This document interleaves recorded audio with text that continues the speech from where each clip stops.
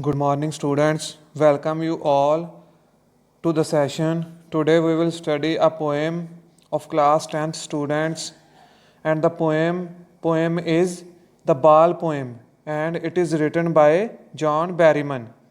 In this poem, the poet tells us the boy who has lost his ball and he felt too much sad. The poet tells us how to bear the loss in this poem. Now we will start the poem. What is the boy now who has lost his ball? What is he to do? I saw it go merrily bouncing down the street, and then merrily over there. It is in the water. The poet says that a little boy was playing with his ball and he threw his ball too high and it went bouncing down the street. The boy ran after it, but it fell into the water and floated away from him. So the loss of the ball was a big shock to him, and the boy was too much sad. Now, no use to say, oh, there are other balls, and ultimate shaking grief fixes the boy as he stands raised, trembling, staring down all his young days into the harbor where his ball went.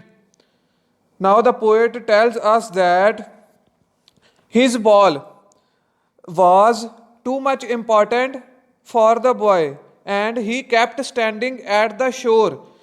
He was standing here and he saw the ball and he feels trembling, shivering. He was too much sad. He is standing stiff.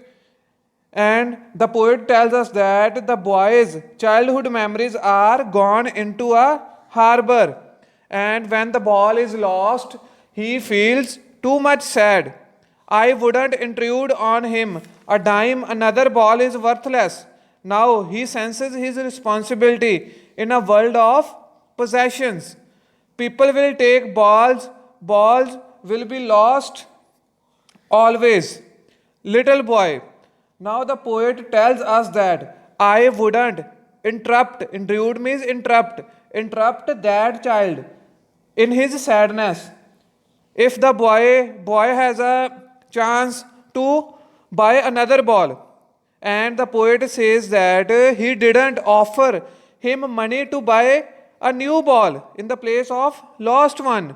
He knew that the boy was learning a very valuable lesson for this incident, and the lesson is he was learning his first lesson, how to put up, how to overcome with the material loss, material life, material things. We all know that there are too many material things in our life. He is learning, and no one buys a ball back. Money is external. He is learning well behind his desperate eyes the epistemology of loss, how to stand up knowing what every man must one day know and must know many days how to stand up. In the last stanza, the poet tells us that from this incident, from this loss, the boy learnt the things once lost are lost forever. Means the things that we lost once, these things are lost forever. They cannot be retrieved. They cannot be get back. So it is futile to grief over them. And the only important thing is that we should have money to replace most of the things, because money is external. But we think that the thing we lost once can never get back.